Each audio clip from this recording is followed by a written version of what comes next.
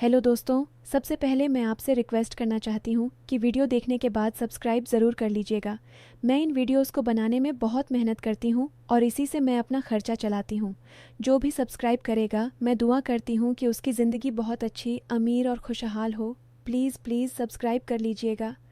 लाहौर की उन तंग गलियों में, जहाँ रात को भी सड़कें चुप नहीं होतीं, बल्कि दूर कहीं से कोई स्कूटर की आवाज़, कोई कुत्ते की भौंकना या किसी के दरवाजे का खुलना सुनाई देता रहता है, वहाँ रहता था अहमद।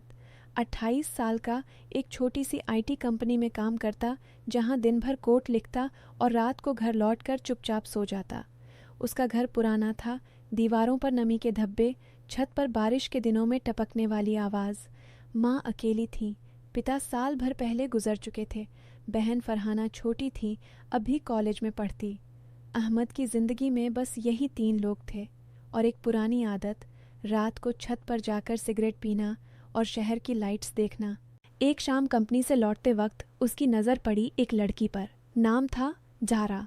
वह एक छोटे से कैफ़े में काम करती थी, जहां अहमद कभी कभी चाय पीने रुक जाता।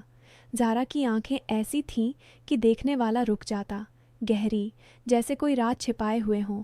पहली बार जब अहमद ने ऑर्डर दिया, ज़ारा ने मुस्कुराकर कहा, आप हमेशा ब्लैक टी लेते हैं, कभी कुछ नया ट्राई क्यों नहीं करते?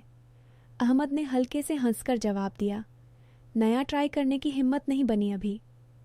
उस दिन से बातें शुरू हुईं, छोटी छोटी, मौसम की, शहर की ट्रैफिक की, कभी कभी पुरानी फिल्मों की।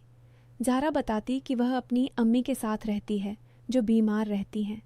अहमद सुनता रहता और अंदर ही अंदर महसूस करता कि इस लड़की की आवाज़ में एक अजीब सा सुकून है।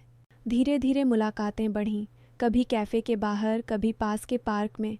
ज़ारा कहती, अहमद, तुम्हारी आंखों में एक उदासी है, क्यों? अहमद चुप रहता, फिर कहता, जीवन की आदत हो गई है। लेकिन सच ये था कि ज़ारा के साथ वक्त गुजारते हुए वो उदासी कम होती जा रही थी। एक रात जब बारिश हो रही थी, ज़ारा ने फ़ोन किया। आवाज़ कांप रही थी, अहमद, अम्मी की तबीयत बहुत ख़राब है, डॉक्टर कह रहे हैं एडमिशन चाहिए, लेकिन पैसे नहीं हैं। अहमद ने बिना सोचे कहा, मैं आ रहा हूँ। उस रात उसने अपनी सारी बचत निकाली और अस्पताल पहुँचा। ज़ारा रो रही थी। अहमद ने बिल चुकाया, डॉक्टर से बात की। ज़ारा ने उसका हाथ थामा और कहा, तुमने आज मेरी ज़िंदगी बचा ली। अहमद का दिल तेज़ धड़का। उस पल में उसे लगा कि शायद यही वो भावना है जिसे लोग प्यार कहते हैं। लेकिन अगले दिन से कुछ बदल गया। अहमद के फ़ोन पर अनजान नंबर से मैसेज आने लगे। पहले एक फ़ोटो, अहमद और ज़ारा पार्क में बैठे हुए हाथ थामे। फिर मैसेज, अगर ये फ़ोटो तुम्हारी बहन या माँ को मिल गई तो? अहमद का खून ठंडा पड़ गया। अगला मैसेज, पैसे चाहिए 5 लाख, नहीं तो ये फ़ोटो और कुछ और भी शहर में फैल जाएगा। अहमद ने ज़ारा को फ़ोन किया। ज़ारा ने हैरानी से कहा, क्या हुआ? मैं तो ठीक हूँ। लेकिन अहमद ने फ़ोटो भेजी। ज़ारा की आवाज़ कांप गई। ये कब की है? मैंने तो कोई नहीं देखा था।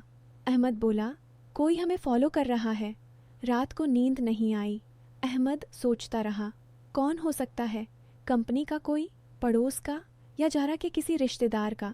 अगले दिन ऑफिस में उसका बॉस ने बुलाया। अहमद, तुम्हारी परफॉर्मेंस गिर रही है, क्या कोई प्रॉब्लम है? अहमद ने झूठ बोला, नहीं सर। लेकिन मन में डर था। शाम को फिर मैसेज आया, कल रात 11 बजे मॉडल टाउन के उस पुराने प्लॉट पर, पैसे लेकर आना, अकेले। अहमद ने पुलिस के बारे में सोचा, लेकिन डर लगा, अगर फ़ोटो फैल गई तो माँ की इज्जत, बहन की पढ़ाई, सब खत्म। उस रात वह गया। बारिश हो रही थी, प्लॉट पर कोई नहीं था, सिर्फ अंधेरा।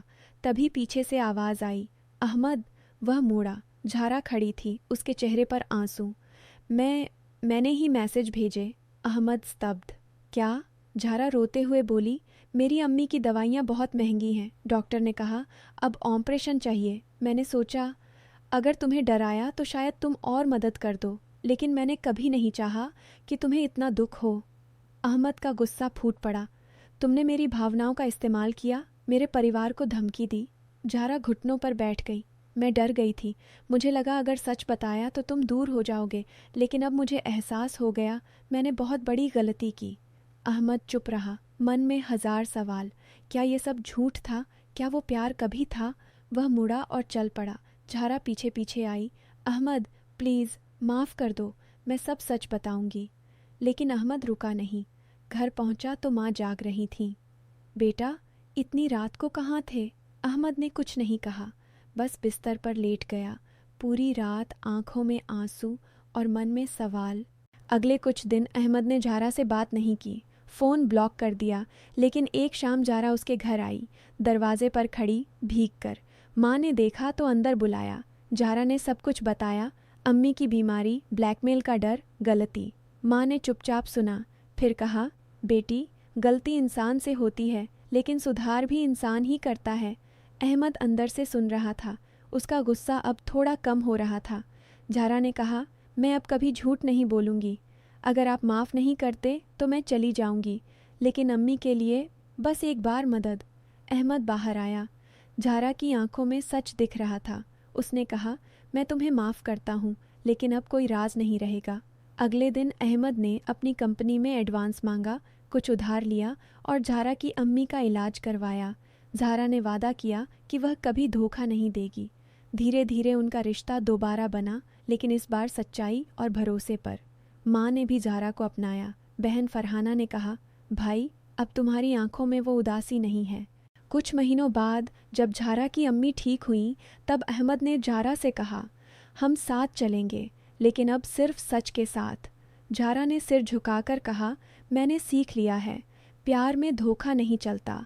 और दोस्तों, इस कहानी से हमें ये सीख मिलती है कि रिश्ते भरोसे पर टिकते हैं। एक बार भरोसा टूट जाए तो दोबारा बनाना बहुत मुश्किल होता है, लेकिन अगर पछतावा सच्चा हो और सुधार की कोशिश हो तो रिश्ते फिर से मजबूत हो सकते हैं। शक और धोखे से ज़्यादा खतरनाक कुछ नहीं, और माफ़ी मांगने की हिम्मत सबसे बड़ी ताकत है। हमेशा सच चुनो, क्योंकि सच की राह लंबी हो सकती है, लेकिन अंत में वही जीतता है।